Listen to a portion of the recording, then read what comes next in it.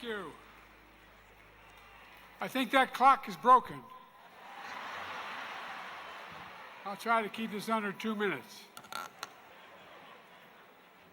The Jackson family, I know we're celebrating a life. Was the life lost? Having lost a wife and a daughter and a son, it's cold out of the blue. It's not easy, no matter how much you loved them, no matter how close you were. So I just like to express my deep sense of, how can I say it, sympathy and understanding. But the big thing is he left you something that no one else could. He left you character, judgment, honesty. You can't kid yourselves about what's right and wrong. President Obama, President Mrs. Clinton, Vice President Harris. Jesse believed, the Bible tells us, that they that wait upon the Lord shall renew their strength. They shall mount up with wings as eagles. They shall run and not be weary. They shall walk and not grow faint. I hope the hell you all got that, because you're going to need help getting out of here.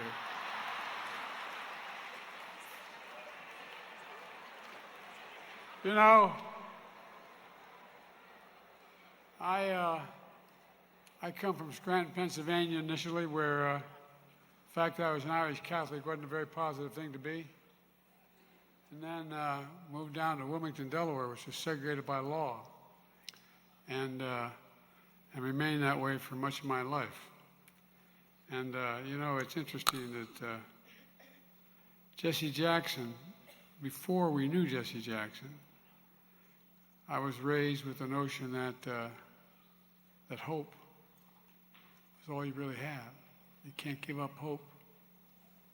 My dad used to say, when you get knocked down, Joey, just get up. Just get up. Well, I was a kid. I was a relatively good athlete, a pretty good student, but I stuttered to talk like that. Now, if I told you all earlier, when I was a kid, I had a cleft palate or a club foot, none of you would have laughed. But it's okay to laugh at stuttering. I'm not being critical of you, but think about it. It's the one place where people think you're stupid. Oh, really? I'm a hell of a lot smarter than most of you. But all kidding aside, it makes you feel really small. Makes you feel really small. And you know, when I moved from Wilmington to Claymont, Delaware, a working-class town, I was surprised. I remember being dropped off at the little Catholic school I went to, 3rd grade. And I watched this bus go by every day. And it passed, I was on the call of Philadelphia Pike connecting Wilmington and Philadelphia. And it passed the turn to the big high school, Claymont High School. And the little Catholic school I went to, Holy Rosie, was right on the corner. I remember saying to my mom, "Mom, why does that happen?" She said, "Well, black kids aren't allowed to go to school with white kids in Delaware." And, you know, the more I thought about that, I thought to myself, how can that be? How can that work? How can that be right? And so, as strange as it sounds, I got involved in being concerned about it. I didn't know a damn thing about the civil rights movement. I was going into 4th grade. But you know what's right, and you know what's wrong, and you feel it.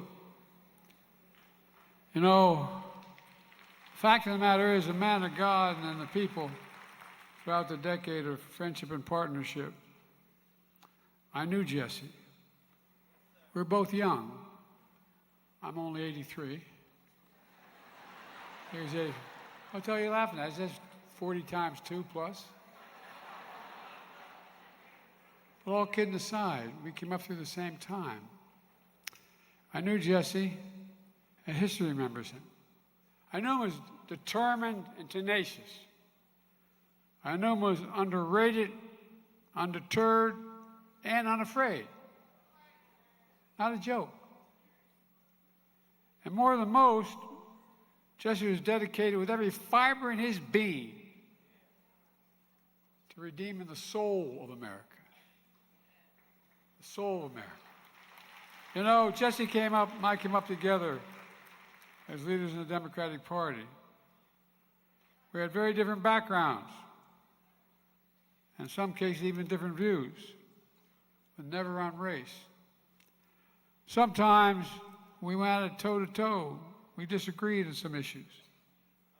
But that's what I actually admired most about Jesse, his passion. He was passionate. His passion, the courage of his convictions. And you know, his courage inspired a hell of a lot of us, even though we were the same age. You know, with his captivating presence, his stirring words, he would be easy for history to mistake Jesse for a firebrand. I think they'd get it wrong. Jesse certainly created his fair share of good trouble. But through decades of service, Jesse's abiding message was one of unity.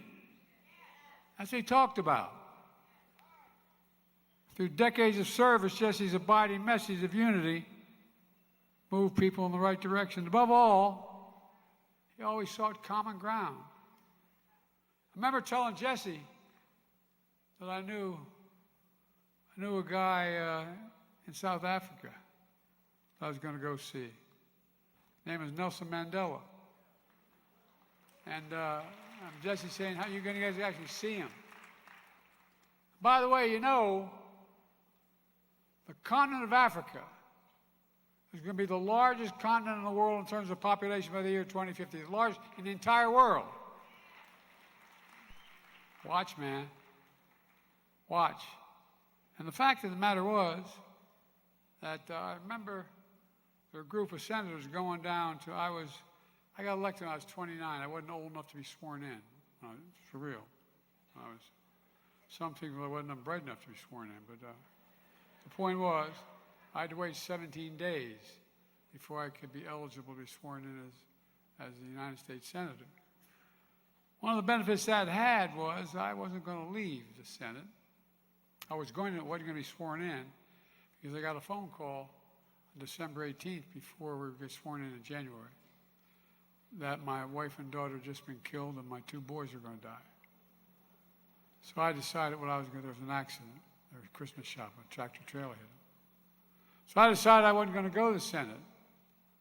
And often pointed out to me, I said, you know, my kids can, the state of Delaware can always get another senator. We had a Democratic governor. And, but they can't, my kids can't get another father.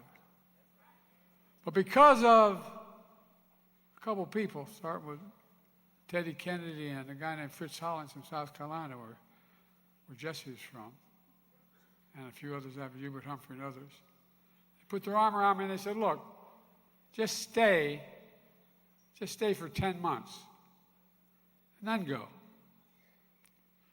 Because they knew I was going to be leaving, as Hillary can tell you, and all 3 of them can tell you, is that when you're a freshman, you don't get on the good committees. Committees everybody wants to get on are Appropriations, Finance, Judiciary, and Foreign Relations. So to keep me down there, they put me on 2 really important committees. The Judiciary Committee, which allowed me to appoint the first black justice to the Supreme Court.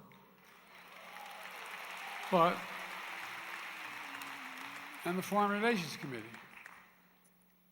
The real benefit of that was, I've been around so damn long, I literally, and I'm not being critical of my colleagues, I know more heads of state personally than any other president in the history of the United States of America. Which means I know a lot about other countries. I spend a lot of time. But here's the point. You know, the fact is that as I learned, and by the way, I've forgotten more about what Putin does and these guys and Xi than most people know. I've met with Putin for, anyway. And remember, Barack was a great, great man to be vice president for. I really mean it, Barack. Thank you.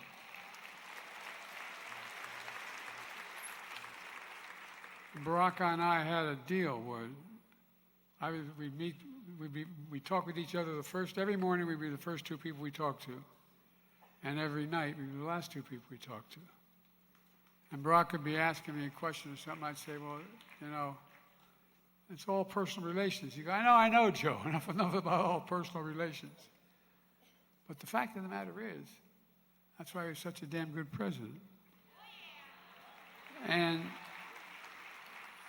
the whole point of what I'm trying to get at here is that, you know, Jesse did it really well. You got to know people. You got to understand what's on their mind.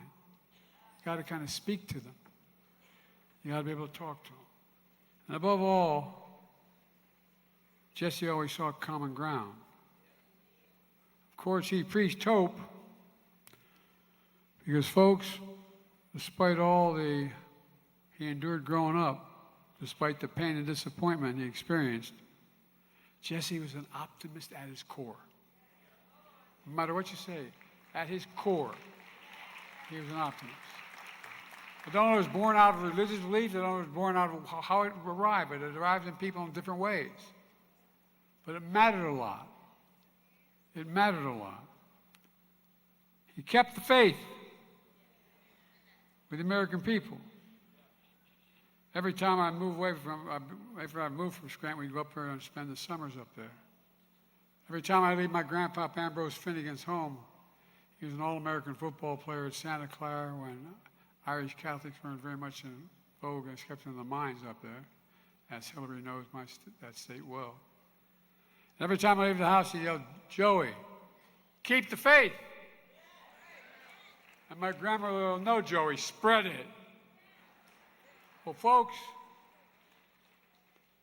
I had the opportunity to come up in politics at a time with people like Jesse around, and Jesse in particular, where he talked about hope.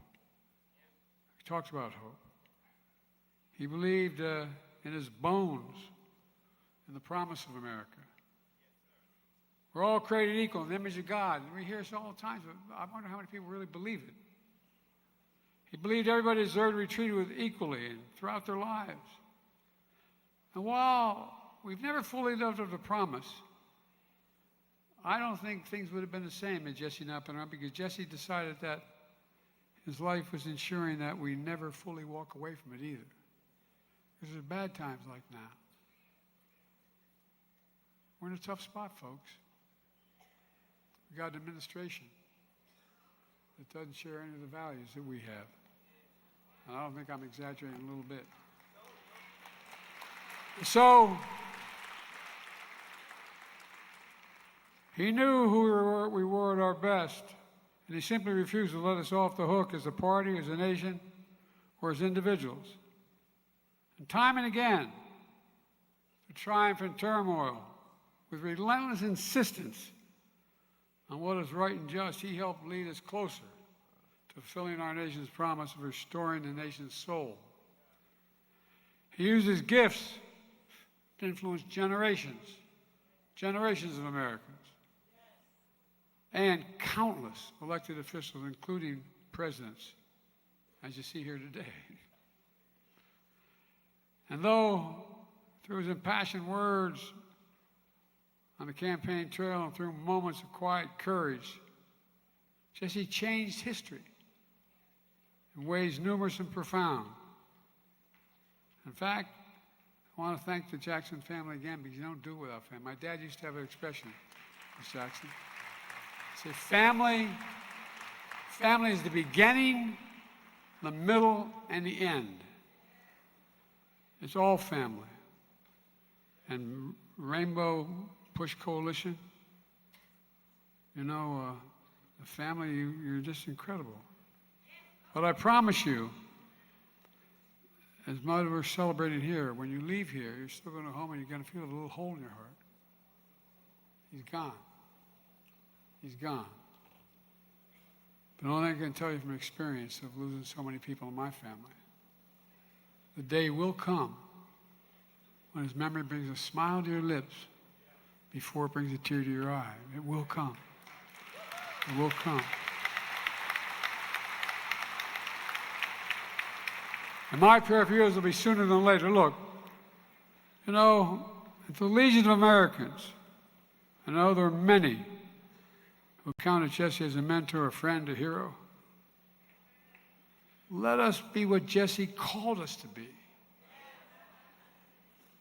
A margin of hope. Sometimes just a margin. You change people's lives. You change community lives. Lift up this country. And light the path to be a nation Jesse always believed we could be. You know, 3 years ago this week, Jesse and I came together once again on the Edmund Pettus Bridge. Walk across that bridge. When you stand there, you come from a state like Delaware, you understand what's on the other side when they're waiting there. Thugs on horses waiting to beat the living hell out of you.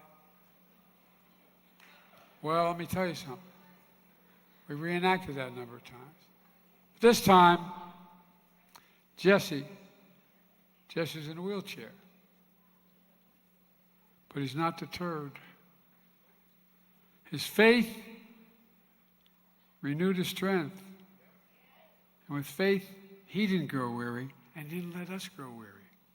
No, he really didn't. I know it sounds strange, but he didn't.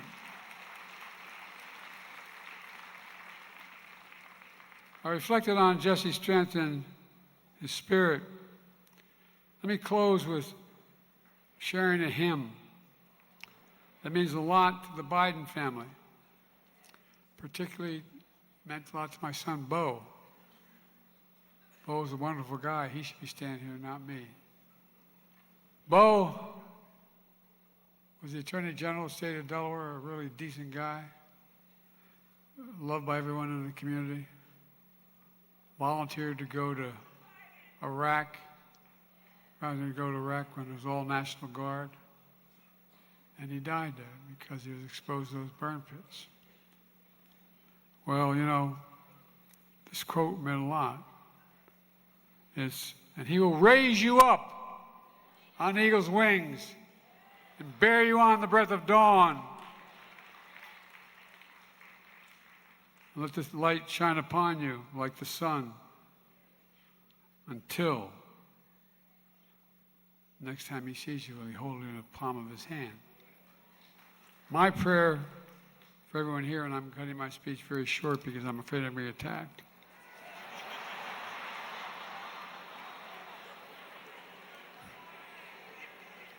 So, folks, I guess I could say it all in one paragraph. Don't give up. I started off every morning as a young man when I got back to Delaware. Every morning, because I got involved in my community, I quit my job with one of the biggest law firms in Delaware, became a public defender.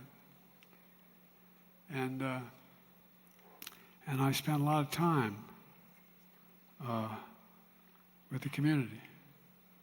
I was the only white guy who worked on the east side of Wilmington, Delaware. Matter of fact, they named the biggest swimming pool after me, the Biden swimming pool, man. But all kidding aside, I was one of only 13 lifeguards. I was the only white guy. Because I wanted to understand. I thought I knew the issues, but I didn't understand the individuals, persons. I remember I had a little Chevette. I remember an all-state halfback I played with.